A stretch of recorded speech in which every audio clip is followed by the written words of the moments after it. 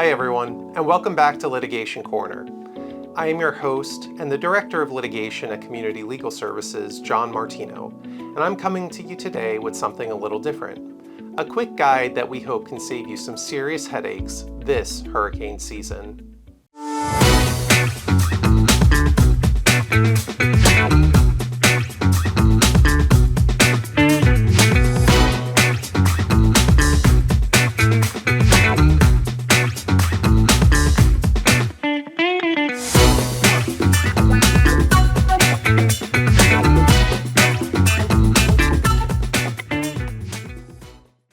Here in Florida, flooding is a reality we prepare for year after year, especially as hurricane season ramps up. Many of us here at Community Legal Services have lived through the stress and heartbreak that can follow a bad storm. And when you're already facing the loss of property or damage to your home, the last thing you should have to deal with is the legal red tape that often comes afterward.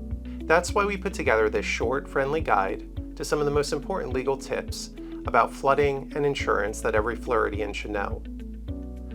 Here's the truth most people only discover after a disaster. Homeowners and renters' policies almost never cover flood damage. If water rises from the ground, whether it's from storm surge, heavy rain, or overflowing canals, it's considered a flood. And that damage is excluded unless you have a separate flood policy. Don't wait until after the storm to learn that lesson. Even if you're miles from the beach, Florida's low elevation and heavy rains mean flooding can strike unexpectedly. Streets, parking lots, and drainage systems can overwhelm in minutes. We've seen clients in so-called low-risk zones lose everything in a single afternoon downpour. If it rains hard enough, any area can flood. Flood zones aren't just coastal.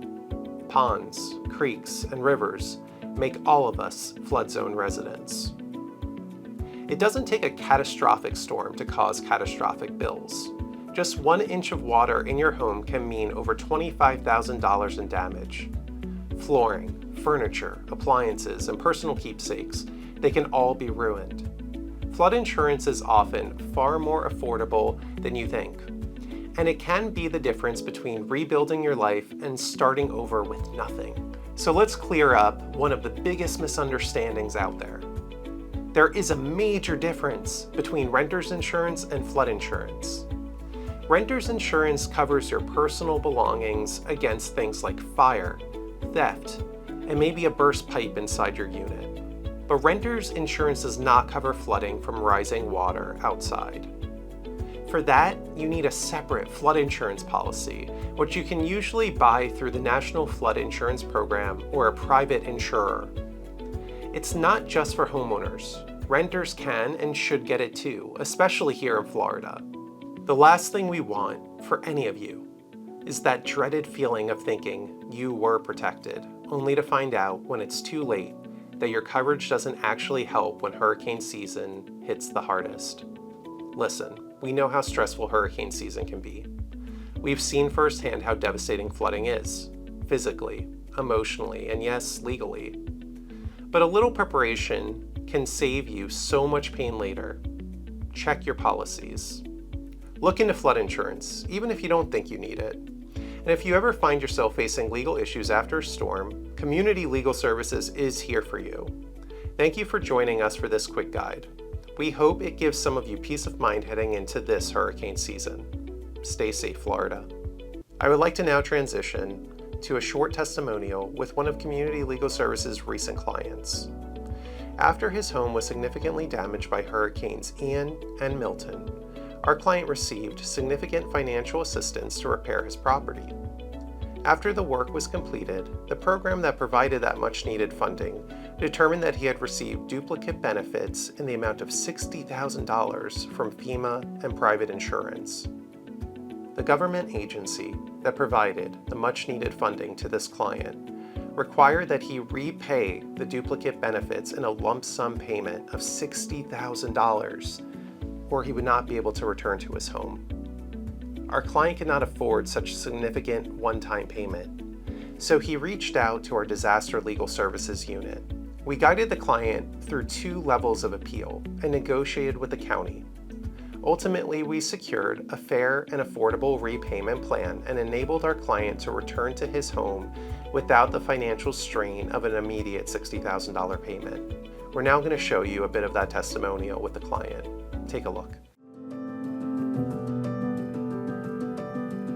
My name is Bert Plummer, resident of Daytona Beach, Florida. I applied for a program that was called Transform 386. I got approved. They came in maybe a month or two later, demolished the house and rebuilt a new one. During that process, there were some issues with the duplication of benefits, a gap in the funding. And I wasn't aware of that gap in the beginning. I probably wouldn't have opted into the program if that was brought up to me in the beginning.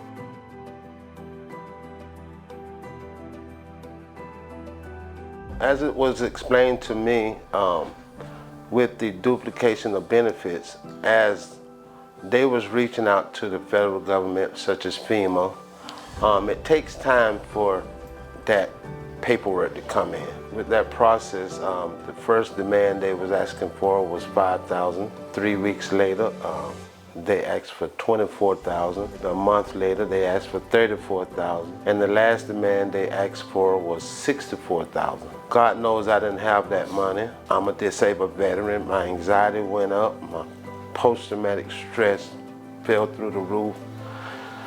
And I didn't know where to turn. After months of going through this back and forth with the county, getting denied with my appeals, through legal services, through Mr. Paul Fierro and Miss Carrie Chatterson, they worked with me diligently.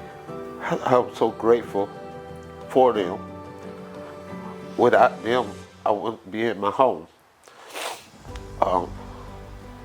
So we was able to come up with a payment plan, and it's a payment plan that fits my budget. I'm so grateful that we was able to resolve that and where we can move forward. Whoever is in doubt, don't have any direction to turn, please contact legal services.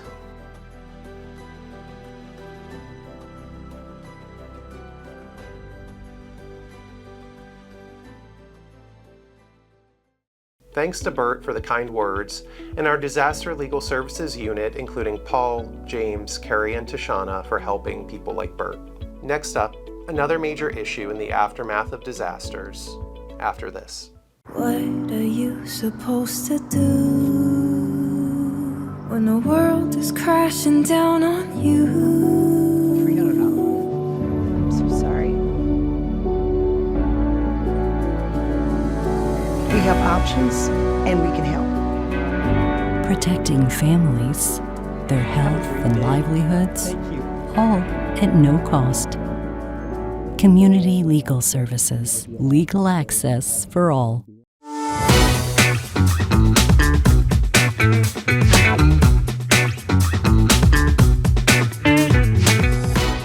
Welcome back to Litigation Corner. I'm your host, John Martino, the Director of Litigation at Community Legal Services, and today we're talking about a danger that doesn't come from the weather, but from the people who show up after the storm. At Community Legal Services, we have worked with far too many clients who have lost even more after the disaster than during it, because they trusted the wrong person to help them recover. That's why, in this segment, we will guide you through the 5 key things every Floridian should know about avoiding contractor scams after a disaster. The first way to avoid a contractor scam, always verify the contractor's license. One of the easiest ways to protect yourself is to ask for a license and actually check it. In Florida, contractors are often required to be licensed. Whether they need to be licensed depends on the work. That said, there is security in using licensed contractors. That's because people with licenses want to maintain those licenses. You can look up the validity of a contractor's license at myfloridalicense.com. If they can't or won't show you their credentials, that's your sign that there may be red flags. Second way to avoid a contractor scam, don't pay everything up front. After a storm, some contractors will ask you for full payment before they even start the job.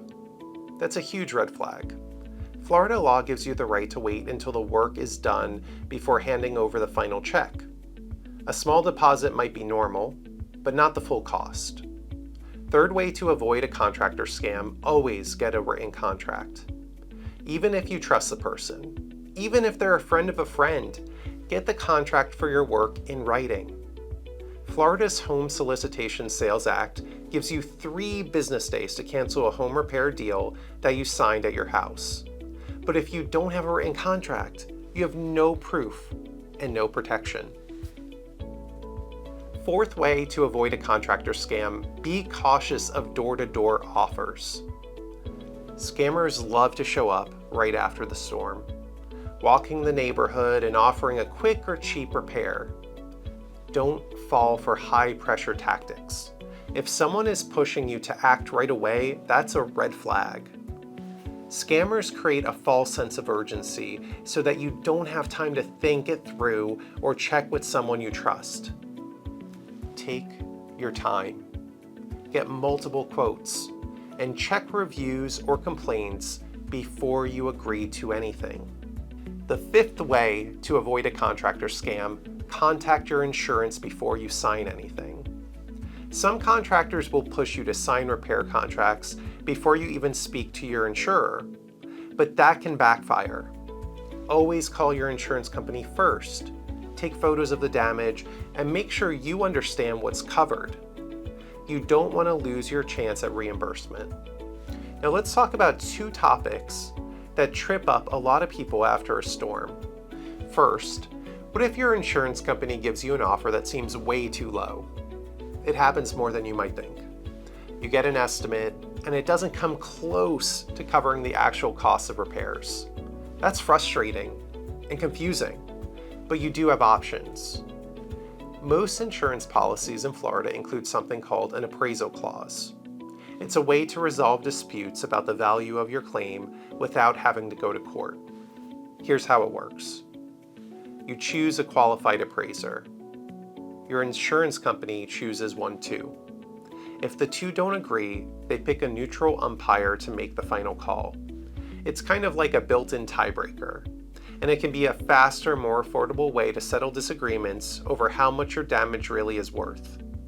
So before you panic or pay any out-of-pocket expenses, ask your insurer if appraisal is an option. And always document everything: photos, receipts, and written estimates. This brings us to one of the biggest misunderstandings Floridians have.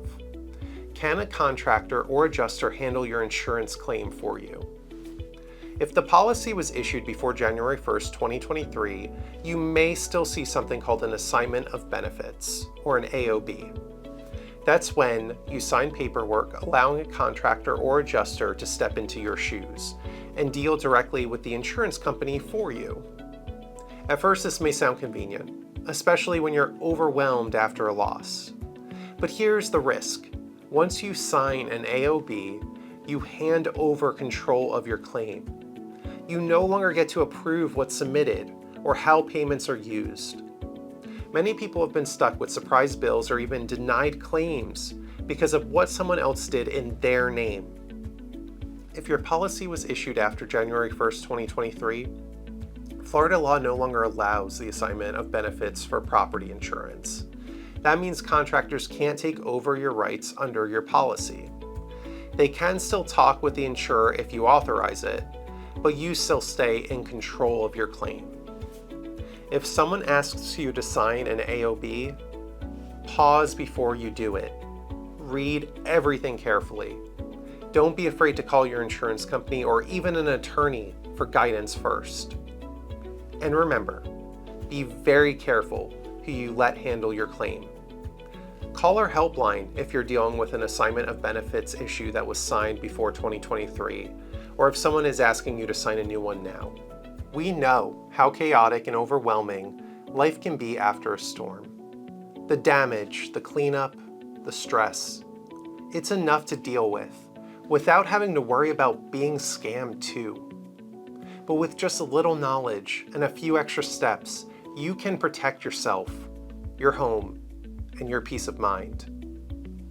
Check licenses. Get everything in writing. Don't rush into contracts and never pay everything up front. Call your insurance before you agree to any repairs, and if something feels off, call us. At Community Legal Services, we're here to help you navigate the legal side of disaster recovery. If you're facing a contractor dispute, insurance problem, or need legal advice after a storm, check out our website at legalaccessforall.org or call our helpline at 1-800-405-1417. Thank you for joining me today for Litigation Corner.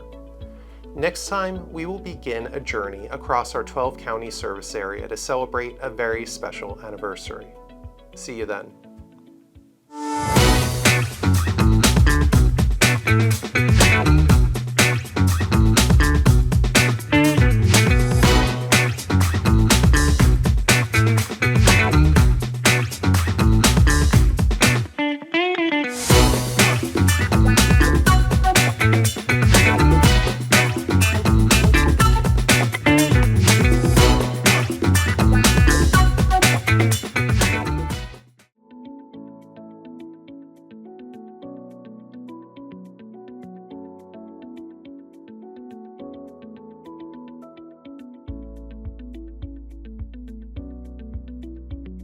So my name is Paul Ferrara. I'm an attorney. I also served as an officer in the United States Army Reserves. In November of 2023, I retired from both the private practice of law and the Army Reserves. And in February, I joined Community Legal Services as their managing attorney of their disaster relief unit. The disaster relief unit provides free legal services throughout mid-Florida to those victims of disasters.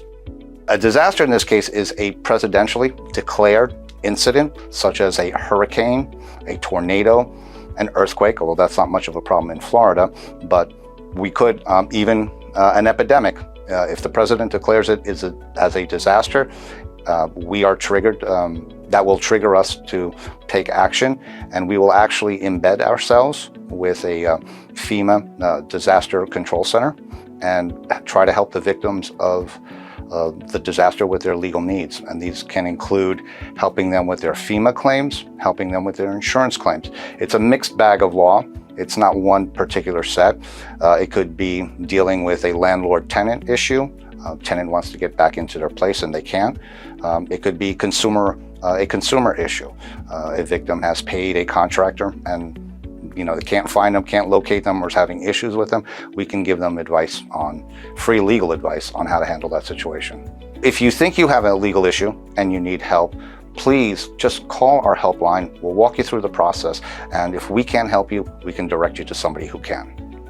What you should be doing when you're preparing an emergency disaster kit is thinking about your legal documents and adding them to that kit. You want to take those documents with you. You want to protect them, take them all with you. If you have a power of attorney, take that with you. If you have your ID card, your driver's licenses, your social security card, if it's just an ID card, pack that, protect it, and make sure you take it with you. Don't leave it behind.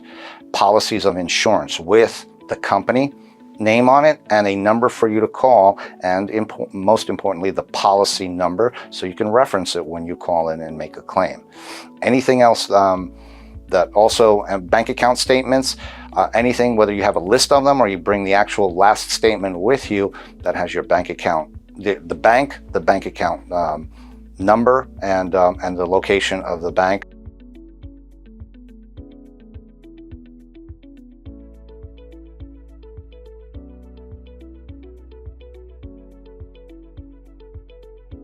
When I tell people what emergency management does in Florida, I say we're kind of like the state version of FEMA, but we're not FEMA. because people just don't know. When they think emergency management, they think FEMA, the Federal Emergency Management Agency. So what we do for the majority of the time is we coordinate resources throughout the state of Florida. If a local emergency manager, local sheriff, local fire chief needs stuff, then the State Division of Emergency Management comes in and gets them that stuff. We do that for about the first 30 to 60 days of a disaster. Sometimes that's a little bit longer. But then we move into this longer extended period of time, which is what we call the long-term recovery. And we are there literally for years helping communities recover. Another thing that we do that's very important to your show here today is we actually help individual homeowners appeal decisions that have come from FEMA. If they really don't understand their paperwork, we have individuals who will actually sit down with them and actually go over that paperwork and tell them what it really means.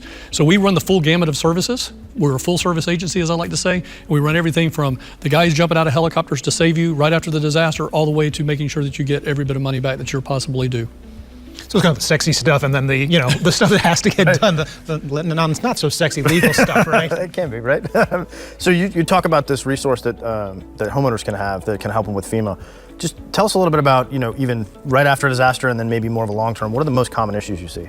I think the most common issues we see is people get frustrated with the process because you're going to have a lot of federal alphabet soup, and you're going to have some state individuals. You're going to have nonprofits like the American Red Cross coming in and doing a damage assessment. Everybody does their own individual damage assessment, talks to the homeowner. Homeowner's going to be doing that 3, 4, 5 times in the middle of a disaster. I'd love to be able to consolidate that, but bureaucratic red tape doesn't allow us to get that done because of data sharing in between the agencies. But what's very, very important in the first 60 days of a disaster is any homeowner, renter, anybody that's been impacted by that disaster needs to register with FEMA if FEMA has declared what we call an individual assistance disaster declaration. So when that happens, people need to immediately register with FEMA. They can do that online, they can do that on the phone, they can do that in person, but they must get registered with FEMA. From that point, we move forward to help them resolve their case. Now, one thing I do want to point out is FEMA is not an insurance gap agency. The average homeowner in the state of Florida or renter gets about $4,000 to $5,000 from FEMA. Even if they max out that benefit is only about $75,000 to $80,000.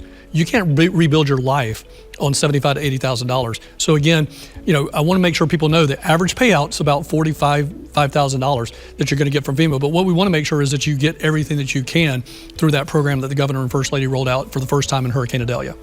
When we think about after a storm, because I think when you think about when like a storm comes in or a natural disaster of any kind, you're really thinking about your safety first. You're securing your home, you're securing your family, you're making sure we have everything we need. Okay, we've got a tarp now on the roof, we've got a generator going. What you're not thinking about is, what am I going to need to preserve? What am I going to need to do 3 months now, 6 months down the line? And that is, and again, it's not the time to be thinking about that, but that is critically important. Yeah, we recommend having a checklist. Just like you prepare to leave and evacuate your house, when you come back and you have damage, you need to basically stop for just a second, prepare what it is that you need to do. You need to call FEMA and get registered. If there's any other programs with nonprofits like the Red Cross, you need to get registered with their programs. But then you need to start, to your point, how do I preserve the documentation that I'm going to need for the next 5-10 years?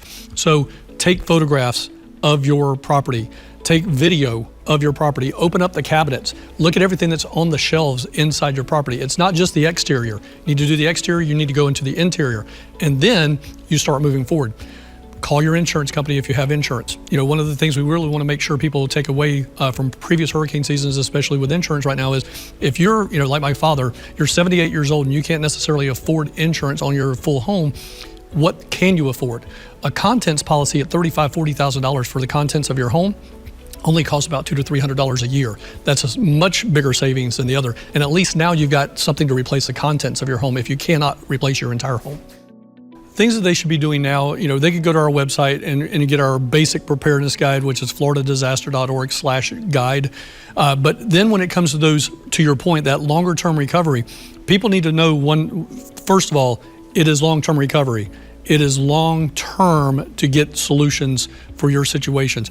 We still have people inside of Hurricane Michael, inside of Hurricane Irma, inside of Hurricane Ian, that are still living in either a travel trailer or some non-permanent structure. The more complicated and complex your situation is, again, you had no insurance, maybe there was a title problem with the property. We see this a lot, especially over in the Panhandle, where they're generational properties and they're passed down and they need legal assistance to work through that because nobody really knows where the title was from the 1800s. Those are problems that we have to solve in the long term. So the more complicated and complex your situation, the longer it is going to take to get that done. You know, again, specific to this show is you may need the services of a lawyer. You may need to look, if you don't have an attorney, can you find one through legal aid? Can you contact the Florida Division of Emergency Management and let us help you get into a program, maybe through the Florida Bar Association, where they have some of their junior attorneys that give aid pro bono. So those are things that you, again, the more complicated and complex, I want people to understand. That is not going to go over. That's not going to go away overnight. That's going to be a multi-month, multi-year problem. Yeah, and you talked about titles and things like that, but also I would assume leases, right? I mean, because something happens after a storm, you don't know what your rights are, and an attorney can't even tell you if they can't read the lease. Yeah, I will definitely tell you, some of our renters in Florida are the hardest to serve, because some again, the lower the income, people are doing cash transactions with no formal lease, and if you get a landlord that just doesn't do the right thing per law, and they're doing this cash month-to-month lease, that person is often out on their ear with absolutely nothing at the end of the day, and they have very, very little legal recourse. So again, if you are in a rental situation, again, I'm not the attorney, but I would say make sure you have a rental agreement, make sure you have a lease agreement, look at that lease agreement. In Florida, what happens if I'm impacted by a disaster? Is that in that lease anywhere? Is there a paragraph that says that this individual is going to try to, or your landlord may try to get you into another property that they have in the same general area? That'd be a really great clause to look for. If you don't have that, see what that landlord may have in inventory elsewhere inside that county or inside the state. So those are all things that people need to be looking for, but they need to make sure that they have a lease that's contractual, that's binding, that an attorney can work with if we have to go to that route. And they have a copy of it with them pre-storm, yeah. Right, they need to have a copy of it with them. I know it can be hard too for renters, because as opposed to a homeowner where you own the property, you can do what you want to secure it, secure your belongings.